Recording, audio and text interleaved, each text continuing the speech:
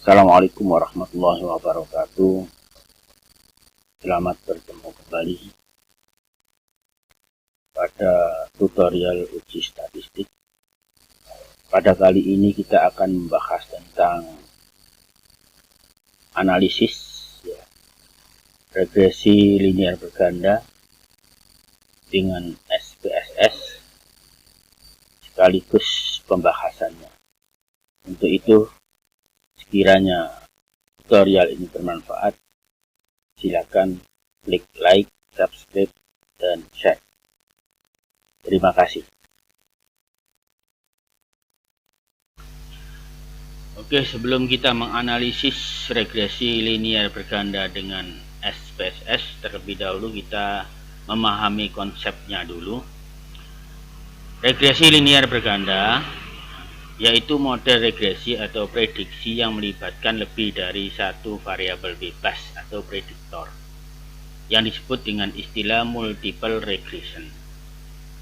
Sebagai catatan untuk mahasiswa, sering mahasiswa salah dalam menafsirkan untuk memahami istilah tersebut, di mana belum dapat membedakan antara multiple regression dengan multivariate regression. Perbedaannya, kalau multiple regression ini digunakan untuk lebih dari satu variabel prediktor atau bebas. Sedangkan multivariate regression ini digunakan untuk lebih dari satu variabel dependen. Sementara untuk asumsi umum, analisis regresi linear berganda ini pertama datanya interval atau rasio, kemudian linearitasnya, kemudian data harus normal, kemudian outlier, multikolinearitas, dan autokorelasi. Ini hanya untuk data yang sifatnya time series. Nah, persamaan untuk regresi linear berganda ini sebagai berikut. Y topi sama dengan A ditambah B1X1, B2X2, ditambah dan seterusnya. Ini apabila variabel lebih dari 2, bisa 3, 4, 5, dan seterusnya. Keterangannya, Y topi itu sama dengan variabel dependen atau nilai yang diprediksikan. X1 dan X2 ini adalah variabel independen. A, nilai konstanta. Maksudnya nilai Y ini tetap apabila X1, X2, dan seterusnya sama dengan 0.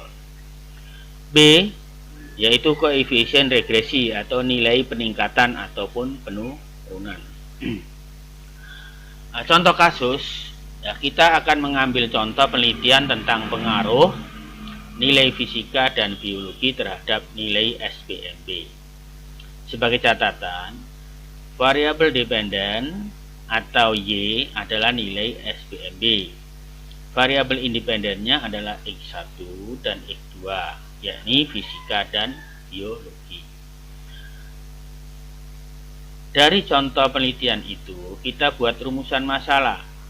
Apakah terdapat pengaruh secara signifikan nilai biologi dan nilai fisika secara bersama-sama terhadap nilai SPMB? Yang kedua, apakah terdapat pengaruh signifikan nilai biologi terhadap nilai SPMB? Ini secara parsial. Yang kedua, apakah terdapat pengaruh signifikan nilai fisika terhadap nilai SPMB?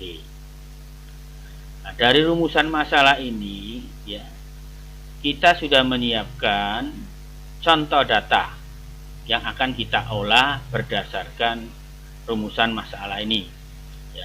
Data-data yang didapat berupa data interval dan ditabulasikan sebagai berikut. Ini. Jadi yang kita ambil adalah sampelnya 15 orang. Nilai biologinya sudah ada, fisikanya juga sudah ada, dan SPMB-nya sudah ada. Nah, dari data inilah akan kita olah menggunakan SPSS. Oke, selanjutnya kita buka program SPSS. Sebagaimana biasa, pertama kita klik variabel view, kemudian kita masukkan nama. Pertama adalah X1, X2, kemudian variabel dependennya adalah Y. Sebagaimana biasa, desimalnya kita nolkan semuanya. Kemudian X1 kita beri label nilai biologi, label 2 nilai fisika, kemudian Y adalah nilai SPMB. Oke.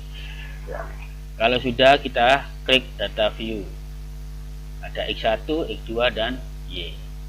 Data ini kita ambil dari data Excel yang sudah kita siapkan, ya, sudah kita blok tadi, kita copy, ya, kemudian pindahkan ke SPSS Pasta. Kalau sudah masuk semuanya, maka kita klik analis, kemudian arahkan kursor ke regresi dan linear klik, ya. Yang Y kita masukkan dependen, yang X1 dan X2 kita masukkan independen. Kalau sudah masuk semuanya, maka klik OK. Nah, hasil ini ada 3 tabel yang harus kita bahas, yaitu pertama model summary, yang kedua ANOVA, yang ketiga koefisien. Oke, kita kembali data ini kita copy ke PowerPoint. Nah, ini hasilnya. Nah, ini pertama adalah summary. Ini bisa dilihat dari hasil analisis SPS tadi, R-nya diperoleh 0,88, R square atau R kuadratnya 0,977. Ya. Nah, berdasarkan tabel di atas diperoleh R 0,988. Ini menunjukkan bahwa terjadi pengaruh yang sangat kuat nilai biologi dan fisika secara bersama-sama terhadap nilai SPMB. Sementara angka R kuadrat atau R square sebesar 0,977 atau 97,7%, ini menunjukkan nilai biologi dan nilai fisika memiliki kontribusi atau sumbangan sebesar 97,7%. Sementara sisanya 0,23% ini dipengaruhi atau dijelaskan oleh variabel lain di luar model penelitian ini. Yang kedua, untuk uji koefisien regresi secara bersama-sama, yaitu hasil ANOVA. Yang kita lihat dari tabel ini adalah F dan nilai SIG. Nilai F-nya ada 253,264 dan nilai SIG-nya adalah 0,000. Oke. Dari tabel itu, pertama yang harus kita lakukan untuk menguji itu merumuskan hipotesis. Ada H0, ada HA. H0 bunyinya tidak ada pengaruh secara signifikan nilai biologi dan nilai fisika secara bersama-sama terhadap nilai SPMB. HA atau hipotesis alternatifnya ada pengaruh secara signifikan nilai biologi dan nilai fisika secara bersama-sama terhadap nilai SPMB. Dua, menentukan tingkat signifikansi. Di dalam pendidikan biasanya gunakan 5% atau 0,05. Kemudian menentukan F hitung. F hitung sudah kita tentukan tadi, hasilnya 253,264. Oke. Kemudian menentukan F tabel. F tabel ini biasanya kita tentukan pertama adalah alfa atau taraf signifikannya, kita gunakan 0,05. Kemudian kita cari df1. df1 itu variabel, jumlah variabel dikurang 1. Jumlah variabel adalah 3 dikurang 1 adalah 2. Dan df2 nya adalah n dikurang k dikurang 1. N nya 15, ya, k nya 2 dikurang 1, gitu. Kemudian hasilnya adalah sebesar 12, ya. Ya, setelah itu kita lihat di tabel F, ya, atau bisa kita lihat di menggunakan program Excel, ya. Kalau di tabel akan kita lihat 3,683, ya. Kemudian kita gunakan Excel juga akan ditemukan 3,683. Caranya ketik FINF, ya, 0,05,2,12 baru enter, nanti akan menghasilkan nilai F tabel. Kriterianya H0 diterima bila F hitung lebih kecil dari F tabel dan H0 ditolak apabila F hitung lebih besar dari F tabel. Kemudian selanjutnya kita bandingkan, nilai F hitung ternyata lebih besar dari F tabel. 253,264 lebih besar dari 3,900, maka H0 ditolak. Ya, kesimpulannya karena lebih besar artinya ada pengaruh secara signifikan nilai biologi dan nilai fisika secara bersama-sama terhadap nilai SPMB. Kemudian untuk tabel ketiga ini tentang koefisien, ya. Ini uji koefisien regresi secara parsial. Uji ini digunakan untuk mengetahui apakah dalam model regresi variabel independen X1, X2 dan seterusnya secara parsial berpengaruh signifikan terhadap variabel dependen. Data hasil analisis, ya, program SPS tadi ditemukan.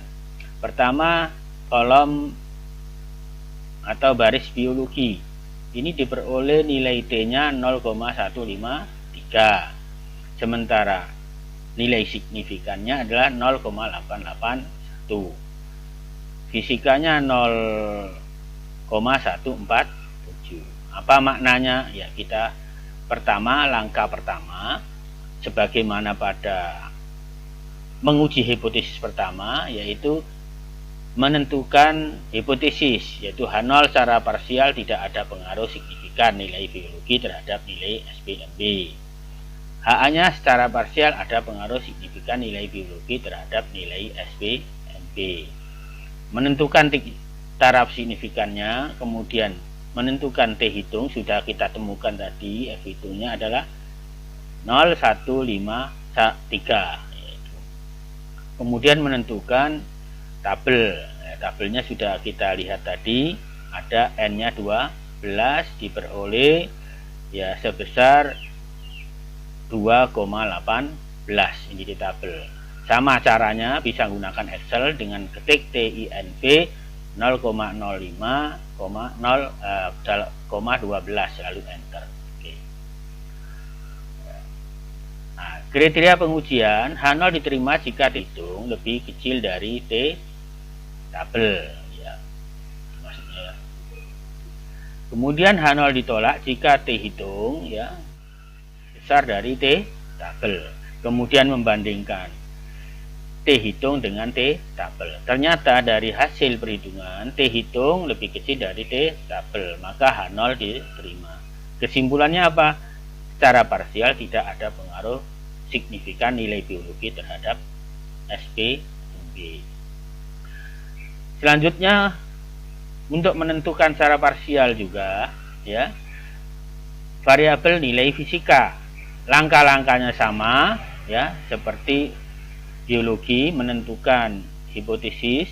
Jadi secara parsial tidak ada pengaruh signifikan nilai fisika terhadap nilai SPMB. HA-nya secara parsial ada pengaruh signifikan nilai fisika terhadap nilai SPMB. Kemudian menentukan tingkat signifikannya yaitu 5% sama. Kemudian menentukan T hitung. T hitung pada fisika tadi hasilnya adalah 1,552, ya, 1,552. Ini.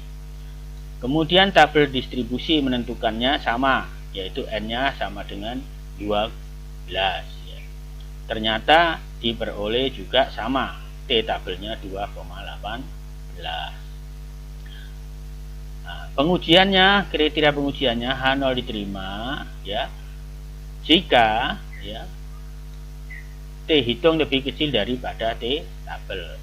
Kemudian H0 ditolak jika T hitung, ya, lebih besar dari T tabel, ya. Kemudian membandingkan T hitung, ya, T hitung dengan T tabel. Dari nilai T hitung lebih kecil dari T tabel, maka H0 diterima. Kesimpulannya, karena lebih kecil dari tabel T tabel, maka secara parsial tidak ada pengaruh secara signifikan nilai fisika terhadap nilai SPMB. Jadi ketiga rumusan, ya, sudah kita dapat simpulkan, ya, dari pertanyaan ini Apakah terdapat pengaruh secara signifikan nilai biologi dan nilai fisika secara bersama-sama terhadap nilai SNMP? Hasil analisis menunjukkan terdapat pengaruh secara bersama-sama karena F tabel lebih besar daripada F hitung lebih besar dari F tabel. Kemudian yang kedua, apakah terdapat pengaruh signifikan nilai biologi terhadap nilai SBMP? Hasil analisis menunjukkan hasil uji T lebih kecil dari T tabel, maka tidak ada pengaruh. Begitu juga pada rumusan yang ketiga, ya, ternyata hasil analisis juga T hitung lebih kecil dari T tabel, juga disimpulkan tidak ada pengaruh secara signifikan, ya, nilai fisika terhadap nilai SB. Oke, saya kira itu, mudah-mudahan bermanfaat, dan mohon maaf kalau ada kata-kata yang agak kurang jelas. Terima kasih. Assalamualaikum warahmatullahi wabarakatuh.